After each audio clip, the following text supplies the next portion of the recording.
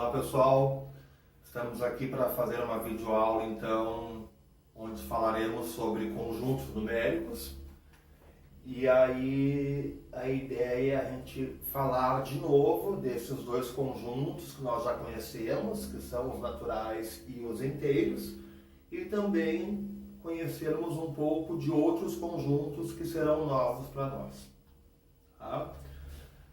Vamos lá então. Os números naturais, né, que nós representamos pela letra N com uma barra, certo? Esses números foram os primeiros que foram criados, né? Eles são a base do nosso sistema de contagem e ordenação, né? Então, são os números que a gente usa para contar, né? Para estabelecer quantidades e para ordenar, certo? Eles começam, né, no zero, e aí vai 1, 2, 3, 4, 5, 6, e é um conjunto infinito, que a gente consegue representar numa semi-reta, né? Semi-reta é aquela linha que tem um começo, mas que não tem um fim. Então, quando eu represento os naturais, eu vou usar justamente esta linha, porque eles têm um começo, né? Eles têm um primeiro número, tem um primeiro elemento, que é o zero, porém, né, os elementos vão crescendo de maneira infinita, certo? Então, começa, né, os números naturais começam, porém não terminam, certo? Além disso, a gente tem, dentro do conjunto dos naturais, nós temos um outro conjunto, que no caso vai ser um subconjunto dos naturais, que nós chamamos de naturais não nulos, né? E eu já falei isso, que quando num conjunto a gente tem a indicação do asterisco, isso representa simplesmente que o zero foi tirado fora. Então, os naturais não nulos, né, são os naturais tirando fora o zero. E, portanto, eles começam em 1. Né? E aí vai indo 1, 2, 3, 4, 5. Né? A gente sabe que os naturais eles aumentam de 1 em 1. Né? Bom, naturais consecutivos, né? Assim, ó, se eu tenho, por exemplo, o número 4, né? O antecessor dele é 4 menos 1, ou seja, é o 3. E o sucessor dele é 4 mais 1, ou seja, 5. Tá? Então, assim, ó, todos os números naturais têm um sucessor, ou seja, qualquer número natural sempre vai ter um outro número que vem depois dele. Agora, em relação ao antecessor, a gente tem um natural que não tem antecessor, que é o zero, né? Não vem nenhum outro natural antes do zero. Então, todos os naturais têm sucessores? Sim, né? Todos os naturais têm antecessores? Quase todos, porque o zero não se enquadra nessa situação, tá? Maior e menor natural. O menor natural é o zero. E o maior? Bom, o maior não existe porque eles são infinitos. Tá? Falei rapidinho assim porque a gente já tem uma outra videoaula falando sobre isso, né? Vamos agora nos inteiros, certo? Que a gente simboliza os inteiros pela letra Z, né? E o conjunto dos números inteiros, ele na verdade é formado pela junção dos naturais com os negativos, né? Se nós olharmos aqui, ó, se nós olharmos aqui, a gente vai perceber que essa parte que eu destaquei em vermelho, na verdade, são os naturais, né? Então, quando eu pego os naturais e junto eles com os negativos, eu tenho, então, o conjunto dos números inteiros. Tá? Uma outra maneira de dizer, também, é que os inteiros, eles são formados pela junção dos números negativos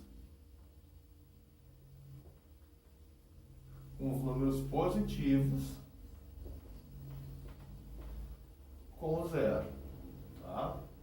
A gente tem que tomar o cuidado Porque assim, ó, o zero é natural, mas o zero não é positivo, tá?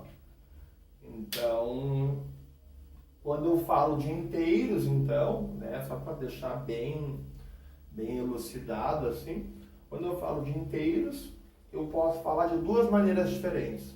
Eu posso dizer que os inteiros, né, são formados pela junção dos naturais com os negativos, ou também posso dizer que os inteiros são formados pela junção dos negativos, os positivos e o zero.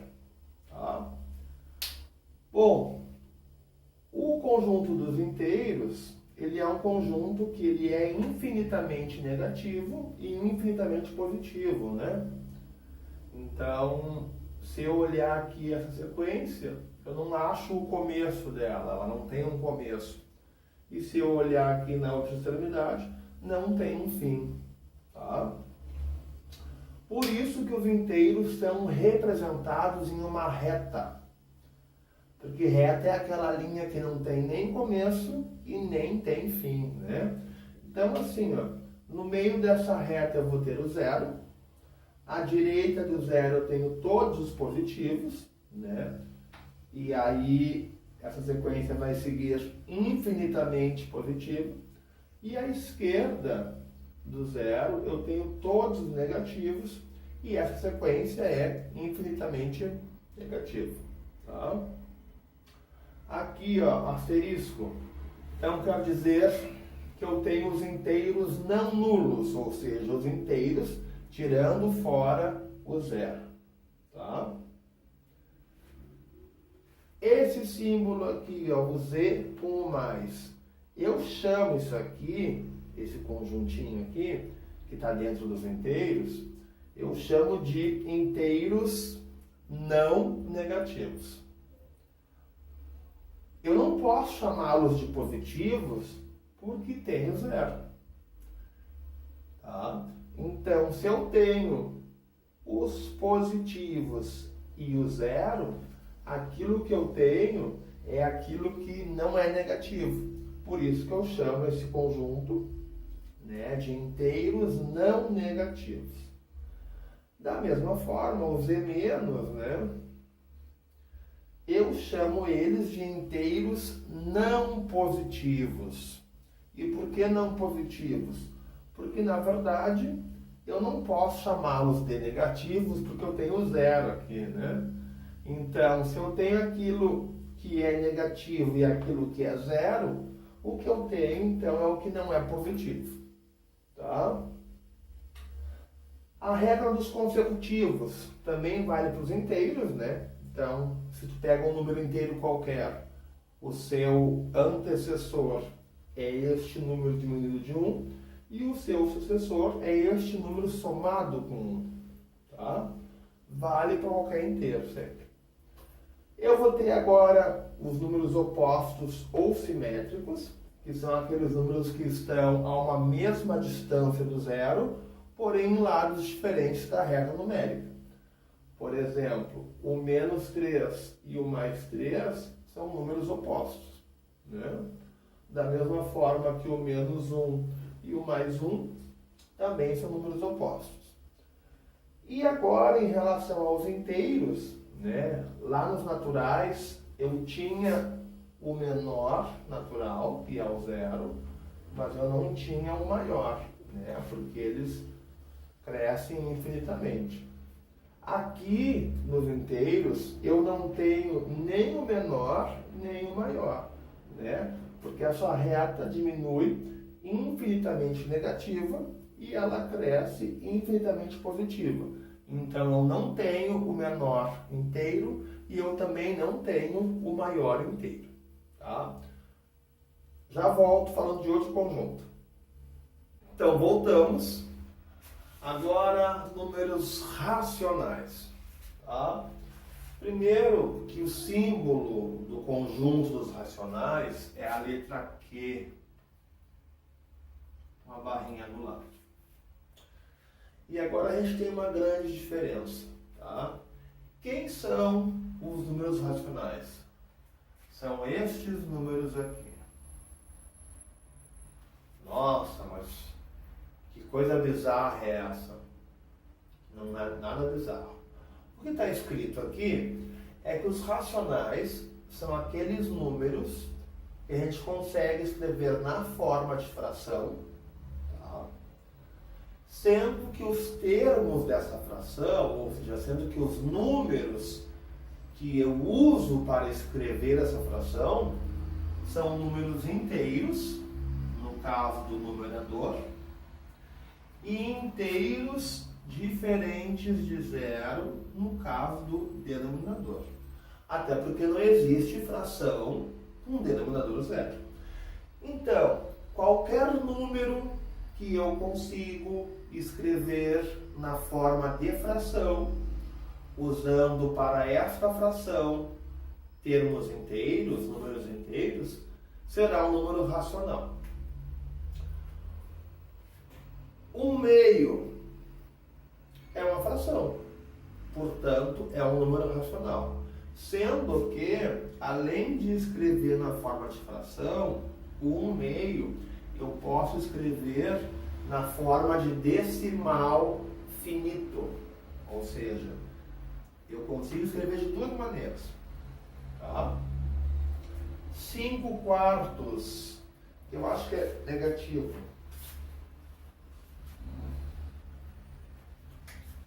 Um exemplo negativo, né? Então, menos 5/4. Menos 5/4. Né? Bom, se está escrito na forma de fração, é um número racional. Né? E, além disso, eu consigo pegar esse número e escrevê-lo na forma de decimal finito. Tá? 70/20 é uma fração, portanto, é um número racional. E eu consigo, né, escrevê-lo na forma de decimal finito. Tá? E o último aqui, ó, 8/2, né? Que na verdade nada mais é do que 8 dividido por 2. É um número racional. Tá? Que isso vai me dar 4. Talvez vocês não lembrem, lá do 6º ano, por exemplo, o número 5. Como é que eu consigo escrever este número na forma de fração? É muito simples. Qualquer número inteiro pode ser escrito na forma de fração usando o denominador 1. Então, na verdade, 5 é a mesma coisa que 5 inteiros. Tá? Eu acho que vocês estão percebendo que todos os números que são naturais e são inteiros também vão ser números racionais. Tá? Menos 8. Como é que eu escrevo menos 8 na forma de fração? Menos 8 inteiros. Tá? Então, qualquer número que é inteiro pode ser escrito na forma de fração usando o denominador 1. Beleza, mas eu falei aqui em decimais finitos, que são aqueles decimais que têm fim e acabam, né? Eu encerrei aqui, eu encerrei aqui, eu encerrei aqui, eu encerrei aqui. Eu tenho uma outra situação, que são os decimais infinitos, mas que são periódicos. Tá? Por que periódicos? Porque, na verdade, vai ter uma repetição periódica, né? Periódica é aquilo que se repete de tempo em tempo. Então, por exemplo, aqui, ó, o 1/3 é uma fração, e quando eu passo ele para a forma decimal, eu vou ter 0,3333 e vai ter uma repetição eterna do 3. Por isso que ele é chamado de decimal infinito e periódico. Tá? 7/6 aqui na forma de fração, portanto ele é um número racional, e quando eu escrevo na forma decimal, né, eu vou ter aqui 6, vai repetir eternamente aquele 6. Tá? 9 onzeavos é uma fração, portanto é um número racional. Quando eu escrevo este número na forma decimal, eu vou ter essa repetição eterna aqui, 81, 81, 81, 81. Então vai repetir sempre o 81. E ali 2/3, que também é uma fração, e aí eu vou ter uma repetição eterna, né, do 6, 6, 6, 6. Então, todos esses aqui de baixo, eles são infinitos, ou seja, eles não têm fim, né? Eu nunca consigo escrever todo o número. São infinitos, mas eles são periódicos, ou seja, infinitos, mas os números que vão aparecer são números que se repetem, tá? Gente, os racionais, né, eu não tenho o maior racional e também não tenho o menor racional, certo? Tem uma coisa bem interessante agora que a gente diz que o conjunto dos racionais ele é denso. Por que é denso? Porque entre dois números racionais, tu sempre consegue encontrar um outro racional. Olhem aqui esse desenho da reta, tá? Vamos pegar aqui o zero. O zero não quero zero. Vamos pegar aqui o mais 2, o mais 3 e o mais 4. Quando eu digo assim, quantos números inteiros existem entre o mais 2 e o mais 3? Inteiros não existem nenhum. Agora, quantos números racionais existem entre o mais 2 e o mais 3? Bom, existem infinitos. Olha só que coisa louca. Bem aqui no meio, eu vou ter o mais 2,5, ou simplesmente o 2,5. Tá?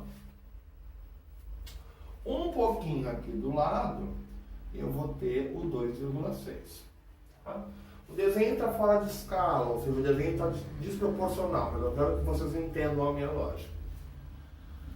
Eu tenho algum número racional entre 2,5 e 2,6? Tenho. Eu tenho aqui o 2,51, o 2,52, o 2,53, até chegar lá no 2,59 e depois o 2,6. Tá? Então, percebam, ó, 2,51 e 2,52. E entre o 2,51 e 2,52 eu tenho algum número racional? Tenho. Eu vou ter aqui, ó, o 2,511, né? Depois o 2,512. Então, o que eu estou falando é que assim, ó, se nós pudéssemos pegar a reta, né? Tu tem aqui dois números bem pertinho um do outro. Agora, quando tu dá um zoom, né? Tu abre, tu aumenta o desenho, tu enxerga outros números ali entre aqueles que eu já tenho. E assim vai indo. Quanto mais tu aumentar o desenho, mais números tu vai achar entre eles. Tá? Pessoal, decimais infinitos e periódicos, eles sempre vão ter um período, que é a repetição, tá? Então aqui, ó, nesse caso aqui, o período é 3. É formado por um algarismo, tá? Que é o que se repete. Aqui o período é 6, o 1 fica fora, porque o 1 não se repete. Tá? Aqui o período é 81, é formado por 2 algarismos. Aqui o período é 6, é formado por um algarismo. Então assim, ó, o período é a repetição, tá? E é importante a gente perceber se o período é formado por um algarismo, por 2 algarismos, por 3 algarismos. A gente tem que ter essa percepção para nós podermos transitar, né, entre a escrita na forma de fração e a escrita na forma decimal, que é o nosso próximo tópico. Já voltamos. Pessoal, então estamos de volta, tá? Nós vamos continuar falando de racionais, só que agora nós vamos falar um pouquinho na modificação da forma de escrita. Primeiro a gente tem que lembrar que número racional é todo número que eu consigo escrever na forma de fração, né? Sendo que os termos dessa fração são números inteiros, né? Então, qualquer número que eu consiga escrever na forma de fração, onde tanto o numerador dessa fração quanto o denominador são números inteiros, é um número racional. O que a gente quer fazer agora é mudar a forma de escrita. Nós queremos sair de uma forma de escrita que é fracionária, que está na forma de fração, e ir para uma forma de escrita que é decimal. E é bem simples esse processo. Nós simplesmente efetuamos a divisão, né, do numerador da fração pelo denominador. Então, nossa primeira aqui, a gente não sabe ainda quanto que é, mas a gente vai fazer 10, que é o numerador, dividido por 5, que é o denominador. E 10 dividido por 5 vai dar 2, 2 vezes 5 vai dar 10 e acabou, né? Então, esta fração aqui, né, que é 10 quintos, quando a gente escreve ela na forma decimal, né, e na verdade aqui a gente tem um número inteiro, né, então seria um decimal finito, tá? A próxima é 3 quintos, então a gente tem que pegar o 3 e dividir por 5, né? A lógica é sempre a mesma. O numerador da fração dividido pelo denominador. E aí a gente percebe que 3 eu não consigo dividir pelo 5. Então, né, eu vou colocar o 0, aqui no quociente. E aí eu posso colocar um 0 aqui no dividendo. Tá? E aí eu vou ter então 30 para dividir por 5, que vai dar 6. Eu vou fazer 6 vezes 5, 30. E acabou. Então 3 quintos, na verdade, é 0,6.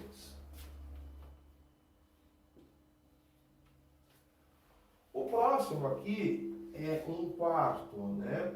Então, vejam bem, é um racional que está escrito na forma de fração, com termos inteiros, e eu quero escrevê-lo então na forma decimal. Tá? Eu divido o numerador pelo denominador. E de novo, né, o 1 ele é maior que o 4, então eu não consigo dividir. Mas se eu colocar um 0 e uma vírgula no quociente, eu posso colocar um 0 no dividendo. E agora eu vou ter então 10 para dividir por 4, isso vai dar 2. 2 vezes 4, 8, né? Sobra 2. Como eu já fiz a primeira divisão, eu posso ir colocando zeros aqui sem problema, tá? Então eu coloquei um 0, ficou 20, né? E 20 dividido por 4 vai dar 5. E 5 vezes 4 vai dar 20, né? E acabou. Então, 1/4 é a mesma coisa que 0,25 ou 25 centésimos. Tá? E o último exemplo que a gente tem ali é 10 oitavos, certo? Uma coisa que eu não falei antes, que a gente pode usar ou não, antes de dividir, nós podemos simplificar a fração, né, se for possível, só para nós termos números menores. Isso é uma uma possibilidade. Tá? Percebam, ó, que se eu dividir os dois termos da fração por 2, tá? Eu vou ter então 10 por 2 dá 5 e 8 por 2 dá 4. Tá? Então agora eu vou dividir 5 por 4.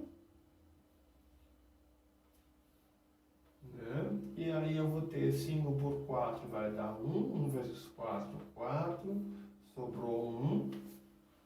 Né? Para que eu possa colocar 0 aqui no resto, é só eu colocar uma vírgula aqui no quociente. E aí eu vou ter então 10 por 4, 2. 2 vezes 4, 8. Sobra 2. Né? Coloco 0 aqui. No resto vai ficar 20 por 4 vai dar 5. E isto vai ser 5 vezes 4, 20. E deu 0. Então, 1,25. Tá? Então, assim, ó, percebam que os meus resultados, né, foram números decimais finitos. Certo? Nesse caso aqui é um decimal inteiro, né? É escrito no sistema de numeração decimal, mas é um número inteiro. Então, deu 2, deu 0,6, deu 0,25 e deu 1,25. Já veremos os próximos casos, né? Onde o resultado vai ser decimal, mas não será finito, e sim infinito. Já voltamos. Estamos de volta, né? Percebam que aqui eu tenho 3 números racionais que estão escritos na sua forma fracionária, né? Eu sei que eles são racionais porque eles atendem essa regra aqui, né? Todo e qualquer número que eu conseguir escrever dentro deste padrão é um número racional. E eu quero então, né, fazer uma transformação, sair da forma de fração e ir para a forma decimal. Eu quero só modificar a forma de escrito. O procedimento é o mesmo, tá? Nós vamos dividir o numerador pelo denominador. Então vamos lá. Aqui nós vamos ter 2 para dividir por 3. Né? Percebam que a gente não consegue começar a divisão, porque 2 é menor do que 3. Então, ao colocarmos um 0 e uma vírgula no quociente, nós podemos colocar um 0 no dividendo. E agora ficou 20 para dividir por 3. E isso vai dar 6. 6 vezes 3, 18. Diminui, sobra 2. Tá? Bom, depois que eu fiz a primeira divisão, eu posso ir colocando zeros nos restos. Tá? Que seja só um 0 de cada vez. Se eu colocar mais de um 0, aí tem que colocar 0 aqui também. Mas se for só um 0, sem problema. Então, ficou 20, né? E 20 para dividir por 3 vai dar 6. E 6 vezes 3, 18. E vai dar 2. Posso colocar um 0. Vai ficar 20. 20 dividido por 3 vai dar 6. 6 vezes 3 vai ser 18. Vai sobrar 2. E eu vou colocar 0. E eu vou repetir esse processo infinitamente. Por quê? Porque esta divisão é uma divisão que ela é infinita, que ela não termina nunca. Certo? Então, este resultado aqui, ó, 0,666, infinitamente 6, isto aqui é um número que é decimal, e ele é um decimal que é infinito, né, porque ele não tem fim, mas ele é periódico. Por quê?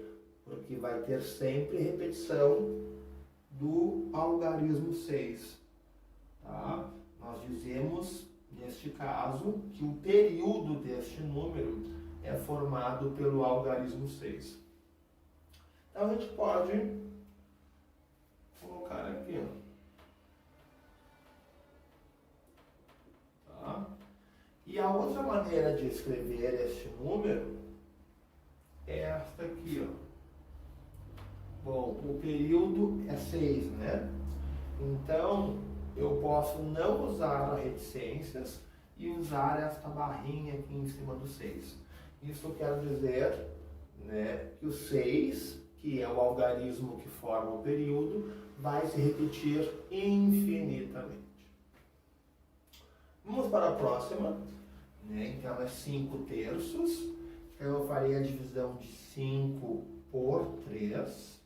Né? 5 é o meu numerador, 3 é o denominador. Então 5 dividido por 3 vai dar 1. 1 vezes 3 vai dar 3. Sobra 2. Tá? Bom, já consegui fazer a primeira divisão, né? E sobrou 2. Para eu seguir dividindo, eu coloco vírgula no quociente e posso colocar 0 no resto. E agora eu vou ter 20 dividido por 3, vai dar 6. 6 vezes 3, 18. Vai sobrar 2. Coloco 0 aqui, vai dar 6. 6 vezes 3, 18. Vai sobrar 2. Ou seja, vai acontecer a mesma coisa que aconteceu aqui. Tá? Essa divisão não acaba nunca. Então, de novo, eu tenho um número que é decimal, que é infinito, mas que é periódico, né? O número que vai repetir aqui é o 6, e eu posso escrever esse número desta maneira. Tá?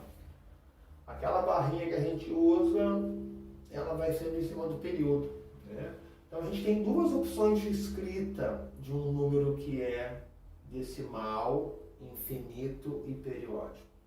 Tu pode escrever um número e colocar reticências, ou tu pode escrever um número, né, escrevendo, né, empregando uma única vez o período e colocando a barrinha em cima do período.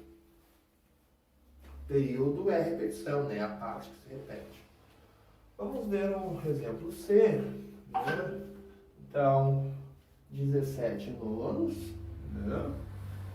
Então, é uma fração, o denominador é 9 e o numerador é 17. Então, a gente divide 17 por 9. Né? E aí nós teremos que 17 dividido por 9 vai ser 1. E 1 vezes 9 vai ser 9. Tá? 17 nós tiramos 9, sobra 8. Certo? Bom, para eu seguir dividindo, 0 aqui no resto, né? E vírgula no quociente. Agora ficou 80 para dividir por 9, né? E isso vai dar 8. 8, né? Porque 8 vezes 9 vai ser 72. Né? Então sobra 8, coloca o 0 ali, ficou 80. Né? Então 8 vezes 9, 72. E vai sobrar 8. E aí vai ser eternamente 8 ali. Tá? Então, este número escrito na forma decimal, certo? Ele vai ser isto aqui. Que é a mesma coisa que isto. Tá? Então, assim, ó, eu espero que vocês tenham percebido, né, que nesses 3 casos aqui, eu cheguei, né, aliás, eu parti da fração e cheguei num número que é decimal, infinito e periódico. E aí, então, para amarrar a ideia, sempre que eu saio de uma fração, né, sempre que eu tenho um número que é racional, que está escrito na forma de fração, Quando eu transformo este número para a sua forma decimal, eu vou ter dois lugares onde eu vou chegar, né? Eu vou chegar ou num ou no outro, obviamente. Então, assim, saindo da fração e indo para a escrita decimal, ou eu vou chegar num número que é um decimal exato, que foram os anteriores, né? Exato porque ele acaba, ou eu vou chegar num número que é decimal infinito e periódico. Infinito porque os seus algarismos não têm fim, mas periódico porque apesar de ser alguma coisa que não acaba, teremos repetições, né? Não acaba, mas os algarismos que vão aparecer serão sempre os mesmos se repetindo, tá? Nosso próximo item, que eu já volto agora para falar, é fazer o processo inverso. Eu sair da escrita decimal e ir para a escrita na forma de fração. Já voltamos. Pessoal, então, estamos aqui agora para fazer o caminho inverso, né? Nós vamos pegar números que estão escritos na forma decimal e vamos escrevê-los na forma de fração. Tá? Primeiro caso, se estes números forem decimais exatos, né? Eu tenho dois decimais exatos aqui, que é o 0,6 e o 0,24. É bem simples, a gente tira a vírgula do número. Se eu tirar a vírgula do número, na verdade esse número passa a ser 0,6. Só que o número 0,6 é o número 6, certo? Então, aqui vai ser 6. E o denominador da minha fração vai ser o número 1, acompanhado, né, da quantidade de zeros correspondentes às casas decimais que eu tinha no número. Então, como eu tinha aqui uma casa decimal, o meu denominador vai ser o número 1 acompanhado de 1 zero. E, na verdade, isso forma para mim o número 10. Tá? Então, eu escrevi aqui a fração 6 décimos. O próximo passo é fazer a simplificação, né? Eu consigo dividir por 2, e isso vai dar 6 por 2, 3, 10 por 2, 5, tá? E eu tenho que simplificar até não conseguir mais, ou seja, eu tenho que chegar em uma fração irredutível. Essa fração aqui é irredutível porque os números 3 e 5 são primos, né? Não tem mais como eu dividi-los por um outro número que não seja o 1. Então, acabou. Aqui, ó, tirando a vírgula, eu vou ter o número 24. Tá? Percebam que eu tinha duas casas decimais depois da vírgula. Então, vai ser o número 1 acompanhado de 2 zeros no meu denominador. Ou seja, vai ser o número 100. Tá? E aí agora eu tenho que simplificar. Começo por 2, né? 24 por 2 vai dar 12, 100 por 2 vai dar 50, divido por 2 de novo, né? 12 dividido por 2 vai dar 6, e 50 dividido por 2 vai dar 25. Percebam que eu não consigo mais dividir, né?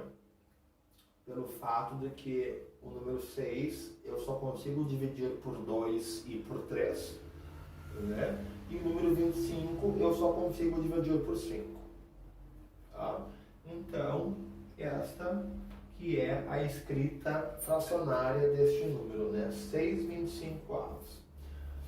Se alguém não pegou o que eu estou falando, né, usando outros termos, outras palavras, o que ocorre é o seguinte: se eu tenho uma casa decimal depois da vírgula, o meu denominador vai ser 10.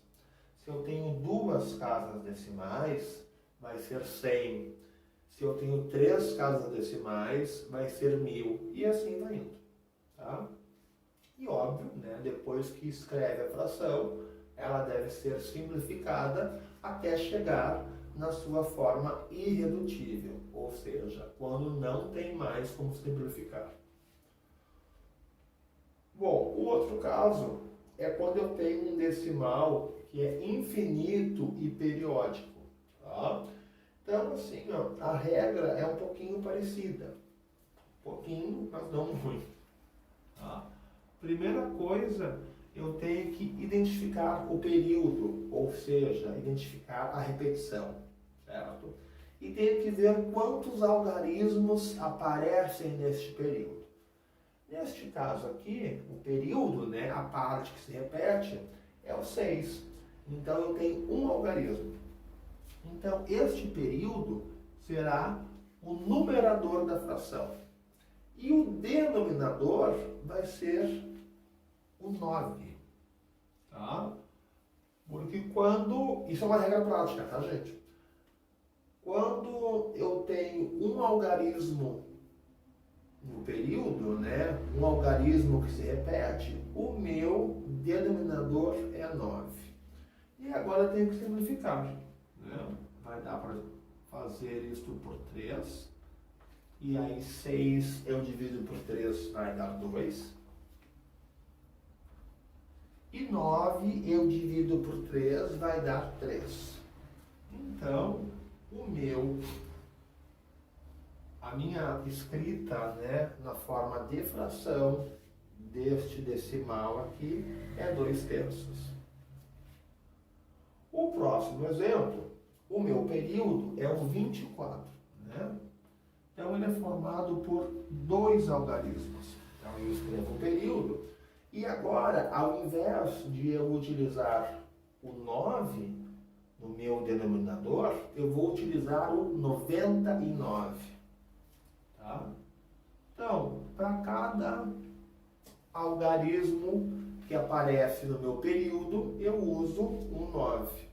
Certo? Vou ter que simplificar. Vai dar por 3. Né? 24 eu divido por 3 dá 8. E 99 eu divido por 3 dá 3. Dá 33.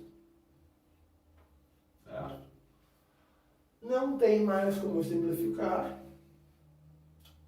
Porque o 8 eu só consigo dividir, né, por 2, 4 e ele mesmo. E o 33 eu só consigo dividir por 3, 11 e por ele mesmo. Então, acabou aqui. Né? E a minha forma fracionária deste decimal infinito, tá, é 8/33. E aqui o último, o meu período é 3. Né? Então, como no período eu tenho um algarismo, no denominador eu terei um 9. E agora eu simplifico. Né? Vai dar por 3, por 3. 3 por 3 vai dar 1. E 9 por 3 vai dar 3. Então, a forma fracionária deste decimal infinito e periódico é 1/3. Certo? Essas frações que nós escrevemos, elas recebem um nome especial, que é fração geratriz. Né? Que é a fração que gera um decimal infinito e periódico. Tá? Então, a gente aprendeu aqui, né, o processo de partir de uma escrita decimal e ir para uma escrita de fração. Né? E eu vou utilizar duas regras diferentes, dependendo do meu ponto de partida, dependendo daquilo que eu tenho no começo. Se eu tiver um decimal finito, certo? O meu numerador vai ser este número sem a vírgula, e o denominador vai ser 10, ou 100, ou 1000, ou 10.000, enfim, dependendo da quantidade de casas decimais que eu tinha no número. E se o meu ponto de partida é um decimal infinito e periódico, né, o meu numerador vai ser o meu período e o meu numerador vai ser o período e o meu denominador vai ser ou 9, se o período for formado por um algarismo, ou 99, se forem 2 algarismos, 999, se forem 3 algarismos, e assim vai indo. Certo? Isso aí.